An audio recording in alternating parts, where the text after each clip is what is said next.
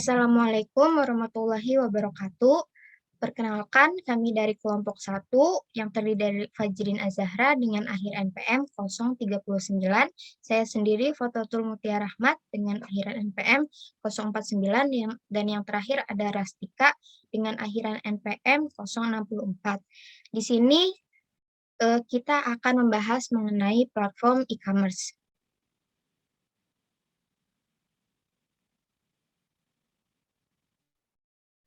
Nah, yang pertama ada marketplace.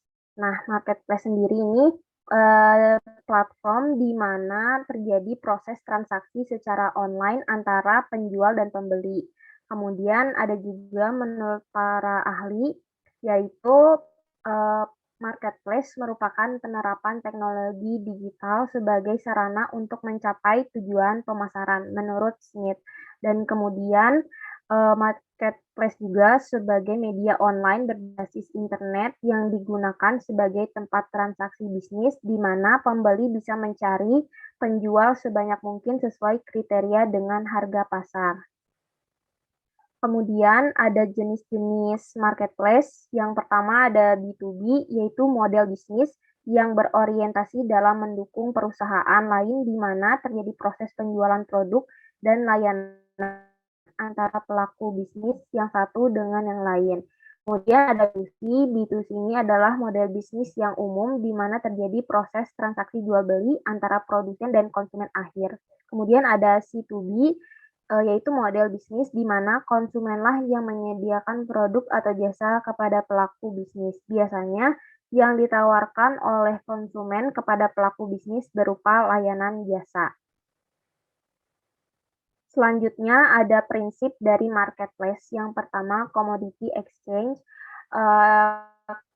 Ini bersifat komoditas karena dengan karakteristik transaksi yang cepat dan menentukan harganya sehingga tidak sulit jika dipertukarkan secara internasional. Kemudian ada value added service. Ini tuh dapat diartikan bahwa konsumen itu unik karena para konsumen harapkan untuk dapat membeli produk atau jasa sesuai dengan kebutuhan dan kesukaannya masing-masing. Prinsip selanjutnya ada knowledge network, yaitu perusahaan harus bisa berinteraksi dengan mitra bisnis, stakeholder, dan konsumen bukan hanya sebuah komunikasi pasti belaka, tetapi terdapat aspek-aspek pengetahuan lainnya. Kemudian yang terakhir ada value trust network, yaitu marketplace akan berkembang ke sebuah jejaring yang dimana pusat bertemunya berbagai individu, komunitas, institusi, perusahaan, bisnis, negara-negara, dan masih banyak lagi. Selanjutnya akan dijelaskan oleh rekan saya. Oke, pembahasan yang selanjutnya yaitu mengenai sosial media marketing. Untuk sosial media marketing sendiri merupakan sebuah strategi marketing dengan menggunakan media sosial sebagai platform dalam melakukannya. Banyak jenis konten yang bisa kita upload melalui sosial media seperti konten untuk informasi umum, panduan, hingga penawaran produk. Nah, sosial media marketing ini bisa kita gunakan secara gratis maupun berbayar apabila kita menggunakan fitur iklan berbayar. Next.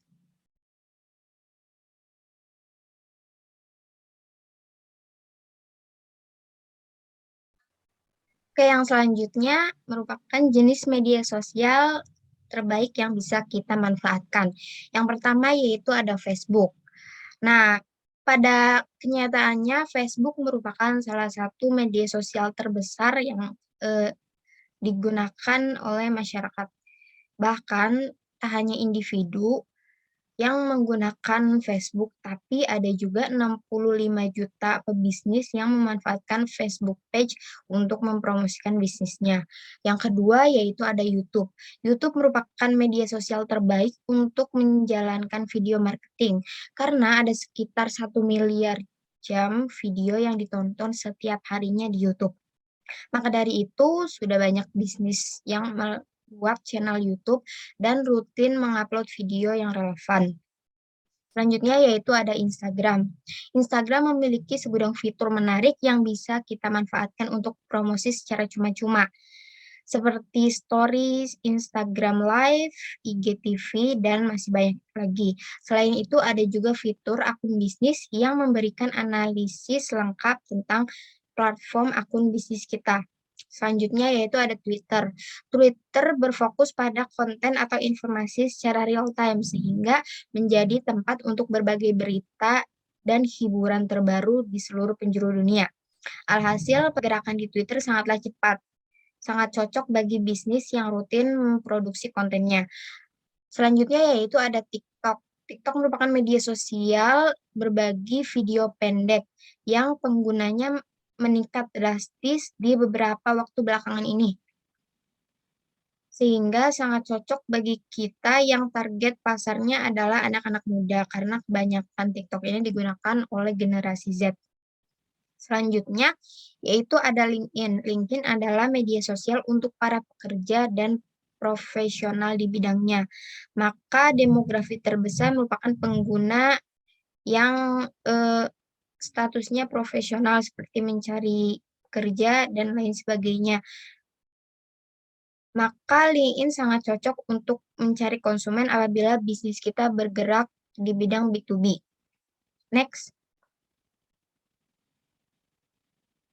Selanjutnya yaitu manfaat sosial media marketing. Yang pertama yaitu hemat biaya. Nah, manfaat pertama dari media sosial marketing yaitu kita tidak harus mengeluarkan banyak biaya untuk melakukan sosial media marketing. Pengeluaran hanya diperlukan apabila kita membeli iklan berbayar di media sosial tersebut atau membeli tools pendukung. Selain dari itu, kita bisa menggunakan sosial media marketing secara gratis, seperti kita bisa membuat akun media sosial gratis, posting gambar atau video gratis, hingga membuat grup secara gratis. Manfaat yang kedua yaitu efektif dan efisien. Dibandingkan pemasaran secara offline, sosial media marketing bisa lebih efektif menjangkau konsumen, sebab kita bisa mengatur target iklan dengan sangat mendalam. Kita bisa mengatur umur, tempat tinggal, hobi, hingga status hubungan sekalipun. Hasilnya, pemasaran kita akan jauh lebih efektif dan cara yang efisien juga. Selanjutnya yaitu meningkatkan brand awareness. Seperti yang sudah disampaikan pada makalah, ada sekitar 160 juta pengguna media sosial di Indonesia. Maka artinya kita menerapkan media sosial marketing dengan baik, ada sekitar 160 juta orang yang berpotensi mengenal bisnis kita melalui media sosial. Apalagi jika kita berhasil membuat konten yang menarik. Bisa dipastikan bahwa brand kita akan dikenal oleh banyak orang. Next. Selanjutnya yaitu memperluas pangsa pasar bisnis. Nah, media sosial bisa digunakan oleh siapapun dan dimanapun mereka berada. Dengan kata lain, target konsumen tidak terbatas di tempat kita tinggal, bahkan hingga ke luar negeri sekalipun. Kemudian ada komunikasi yang lebih mudah ke konsumen. Melalui media sosial marketing, kita bisa melakukan komunikasi dua arah dengan mudah ke konsumen. Konsumen juga bisa mengirim private message, meninggalkan komentar, atau melakukan mention terhadap brand kita. Next. Manfaat selanjutnya yaitu membagi informasi terbaru dengan cepat. Manfaat sosial media marketing yaitu memungkinkan kita untuk membagikan informasi terkait bisnis kita dengan sangat cepat. Konsumen bisa tahu tentang diskon, promo, flash sale, atau informasi lainnya saat itu juga karena akan langsung muncul di timeline mereka. Dan manfaat yang terakhir yaitu menarik traffic ke website. Sosial media marketing juga bisa dijadikan jembatan bagi traffic baru ke website kita. Kita hanya perlu memasukkan URL website pada deskripsi sehingga orang-orang akan mengklik dan langsung diarahkan ke website kita. Selanjutnya yaitu strategi sosial media marketing yang bisa kita lakukan dengan efektif. Yang pertama yaitu tentukan terlebih dahulu sosial media yang akan kita gunakan.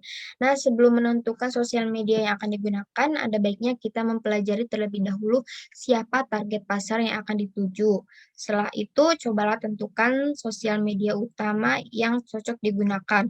Contohnya, apabila target kita anak muda, maka TikTok atau Instagram bisa dijadikan sosial media utama, dan Facebook bisa kita gunakan sebagai sosial media pendamping. Selanjutnya yaitu tentukan kepribadian. Jika kita melihat sosial media milik brand-brand ternama, kita pasti menemukan beberapa kepribadian dan persona yang berbeda. Dalam menentukan kepribadian haruslah sesuai dengan bisnis yang kita miliki. Selain pemilihan kepribadian yang tepat, kita juga harus melakukan konsistensi dalam hal kepribadian tersebut. Apabila kita menargetkan anak muda, maka kita bisa memilih gaya komunikasi yang lebih santai. Seperti itu. Selanjutnya.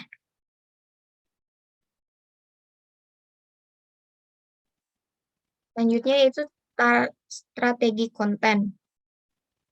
Nah, tanpa adanya konten yang menarik, semua hal yang kita lakukan di sosial media akan tidak ada hasilnya. Nah, ada yang menjelaskan bahwa konten is king. Jadi, kita harus berlomba-lomba untuk membuat konten yang terbaik. Jika kita tidak mahir dalam menulis, kita bisa menyewa jasa penulis. Dan untuk pemula, kita juga bisa menggunakan kamera smartphone yang kita miliki dan ambil beberapa foto dengan produk dan angel yang menarik. Selanjutnya yaitu strategi promosi. Pilihlah waktu yang tepat dan momen yang pas untuk melakukan promosi. Walaupun promosi itu disukai oleh konsumen, tetapi jika kita melakukan promo setiap hari, maka kita akan mendapatkan keuntungan yang lebih sedikit. Selain itu, bisa juga membuat konsumen bosan sehingga meninggalkan produk kita. Jadi, agar lebih aman, kita bisa melakukan promosi secara tersirat di dalam sebuah artikel yang bermanfaat atau di dalam postingan yang menarik. Selanjutnya, buat jadwal rutin. Nah, dalam sosial media marketing, kita harus konsisten. Kita tidak bisa hanya memposting sesekali saja dalam seminggu. Konsumen kita akan melupakan produk yang kita miliki apabila kita tidak konsisten. Maka dari itu harus ada jadwal rutin, mulai dari jadwal harian, mingguan, hingga bulanan. Strategi selanjutnya yaitu jalin kerjasama dengan influencer. Sosial media influencer adalah orang yang memiliki akun sosial media dengan followers yang jumlahnya banyak dan memiliki kemampuan untuk membuat dan mempengaruhi semua followersnya. Kita bisa mencari influencer yang cocok dan mewakili produk yang kita pasarkan. Untuk tarif sesekali post setiap influencer biasanya berbeda-beda, tergantung followers yang dimiliki, tetapi umumnya harganya masih bisa kita jangkau untuk yang memiliki budget rendah. Next.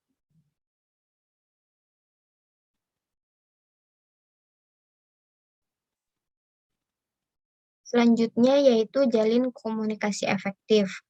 Nah, strategi selanjutnya yaitu menjalin komunikasi dengan konsumen melalui sosial media. Dengan interaksi secara personal, kita akan mendapatkan teman dan followers yang lebih care dan loyal terhadap produk yang kita miliki. Dan tidak menutup kemungkinan teman kita akan merekomendasikan produk yang kita miliki ke teman-temannya yang lain. Hal ini tentunya akan menjadi salah satu promosi gratis yang bisa kita dapatkan secara cuma-cuma.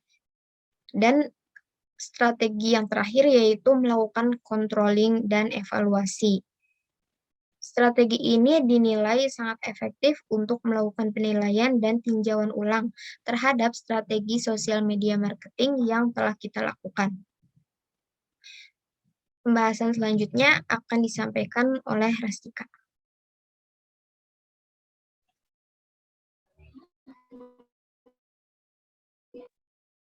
Selanjutnya tentang AdSense. Nah, AdSense itu merupakan program periklanan berbasis CPC atau cost per click yang memungkinkan pemilik website mendapatkan penghasilan dari iklan yang terpasang. Nah, AdSense juga merupakan program kerjasama periklanan melalui media internet yang diselenggarakan oleh Google. Dengan adanya AdSense, nanti iklan akan berupa teks, gambar, atau video yang akan ditampilkan di website kepada user AdSense.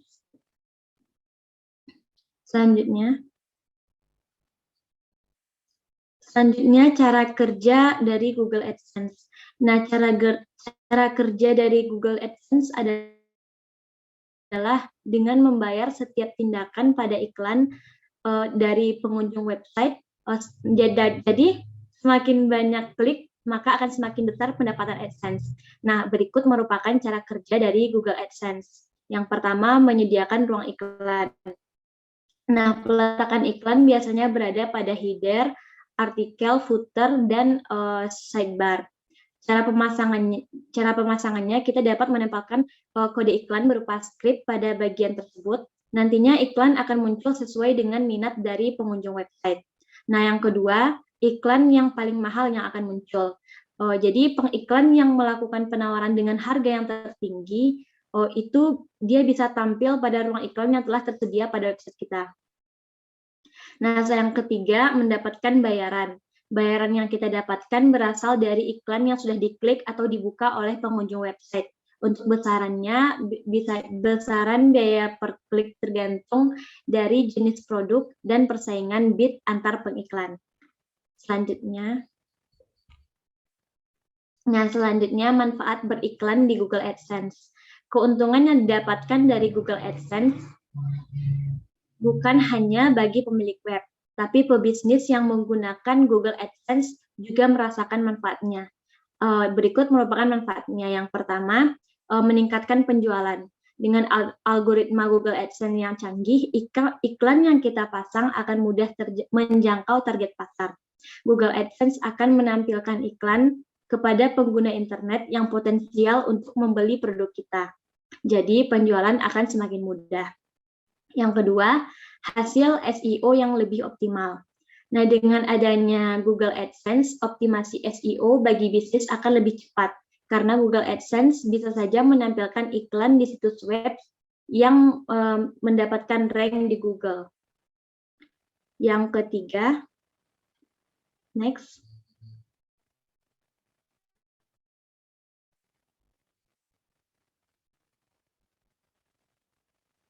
Yang ketiga, luasnya jangkauan iklan. Google merupakan mesin pencari yang banyak digunakan oleh masyarakat di dunia. Dengan banyaknya pengguna Google, maka dengan memasarkan bisnis menggunakan Google Ads, jangkauan iklan kita akan semakin luas. Yang keempat, target audience yang spesifik. Google AdSense memiliki spesifikasi target audience yang lengkap dan beragam. Iklan dapat kita targetkan untuk pengguna dari daerah tertentu berdasarkan jenis kelamin, usia, pekerjaan, dan lainnya. Target audiens yang tepat akan mempermudah peningkatan penjualan bisnis kita. Nah, selanjutnya merupakan panduan kebijakan Google AdSense untuk pemula. Nah, berikut panduan kebijakannya. Yang pertama, klik dan tayangan. AdSense bekerja dengan cara menampilkan iklan pada website. Kemudian saat terjadi klik, barulah dihitung sebagai pemasukan. Untuk memastikan semua berjalan dengan baik, maka AdSense melarang tindakan klik iklan sendiri, meminta orang lain untuk melakukan klik tayangan iklan, meletakkan iklan yang memanipulasi pengunjung, dan dilarang mempromosikan website secara terlarang sehingga mendatangkan traffic yang kurang berkualitas. Yang kedua itu pedoman konten. Nah, mitra Google AdSense bertanggung jawab atas semua konten yang berada pada website. Ada hal yang dilarang seperti konten pornografi, mengandung copyright, mengandung kekerasan, dan mengandung sara. Jadi, konten yang dipublish adalah konten yang unik dan relevan. Jangan masukkan keyword yang berlebih dan memasang kode yang melanggar sehingga mengakibatkan akun kita dinonaktifkan. Yang ketiga, implementasi iklan. Setelah diterima sebagai publisher AdSense, untuk bisa menayangkan iklan di website, kita harus memasang kode iklan AdSense pada website. Ada beberapa hal yang harus dijadikan pedoman, seperti tidak boleh memasang iklan pop-up, dan format iklan lainnya yang merugikan pengunjung dan pengiklan. Nah, yang keempat, penonaktifan akun AdSense. Nah, jika kita tidak mematuhi pedoman AdSense tersebut, maka akan berakibat fatal terhadap akun AdSense kita, karena akun kita akan dinonaktifkan oleh pihak Google ataupun bisa di-ban. Selanjutnya, nah, ada 3 situs dengan pendapatan AdSense yang berkualitas. Yang pertama, situs blog. Blog itu adalah situs tempat kita dan orang lain menambahkan konten baru secara teratur. Nah, di beberapa blog frekuensinya dapat berkisar antara setiap jam hingga setiap bulan. Nah, ini bergantung pada berbagai faktor, termasuk jumlah kontributor dan banyaknya waktu yang dimiliki pemilik serta editor untuk meninjau dan mempublikasi konten. Yang kedua, situs forum. Nah, forum itu adalah tempat orang mendiskusikan topik. Jika tidak terbiasa dengan ide membuat konten sendiri atau mengelola kontributor konten, jenis situs terbaik adalah untuk mendapatkan AdSense adalah forum. Misalnya ada catforum.com yang dedikasikan untuk pecinta kucing di mana saja dan dimonetisasi dengan Google AdSense. Nah, yang ketiga, situs fitur online gratis. Nah, bagi developer atau orang yang memiliki anggaran untuk menyewa developer, membuat situs dengan fitur online gratis adalah cara lain untuk menghasilkan pendapatan AdSense. Fitur online gratis dapat menjadi sangat populer terutama jika kita dapat menemukan audiens target yang tepat untuk menggunakannya, lalu merekomendasikannya ke komunitas mereka. Selanjutnya akan dijelaskan oleh Iva.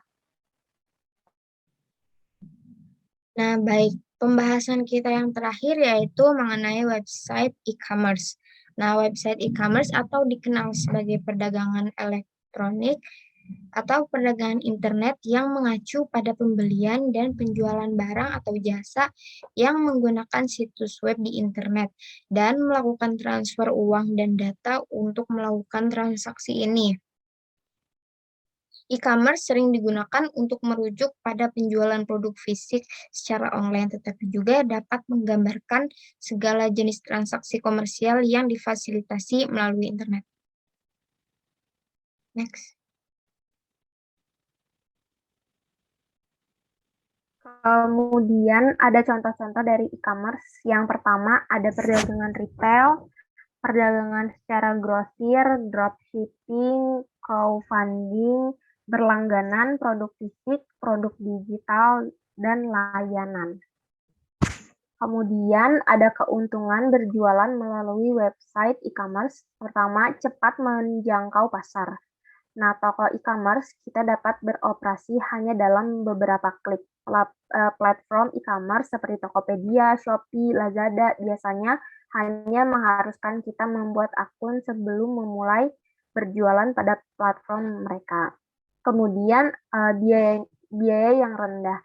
Dalam banyak kasus, biaya yang dibutuhkan jauh lebih murah untuk memulai bisnis e-commerce.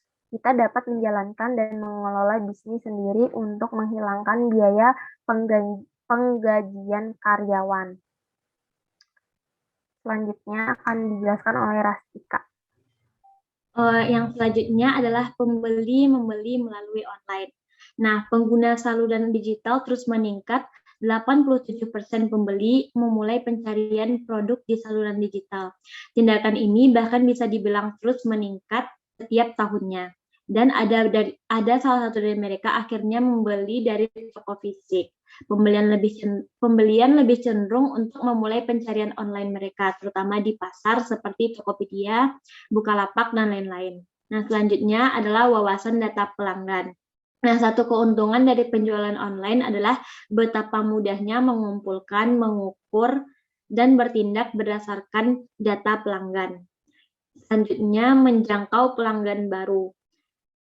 Nah, setiap saluran e-commerce memiliki pemirsa unik yang dapat dijangkau oleh penjual. Situs online dapat membantu menjangkau pembeli internasional. Situs sosial dapat mencapai demografi baru. Oleh karena itu, kita dapat menjangkau seseorang secara daring yang tidak pernah kita lakukan sebelumnya. Selanjutnya itu strategi pemasaran konten. Jadi website e-commerce adalah situs yang juga dapat memberikan informasi lebih lanjut tentang bisnis kita atau cara menggunakan produk kita. Halaman web dan pemasaran email dapat didedikasikan untuk menyampaikan kisah merek kita dan bagaimana produk tersebut dibuat. Selanjutnya, bertemu pelanggan di mana mereka ingin membeli. Nah, pembeli tidak hanya melihat produk-produk secara online, mereka juga akan melakukan pembayaran secara online. Jadi, e-commerce mempermudah pembeli untuk membeli produk kita, dimanapun mereka berada. Mungkin sekian dari kami, kalau ada kesalahan kami mohon maaf. Wassalamualaikum warahmatullahi wabarakatuh.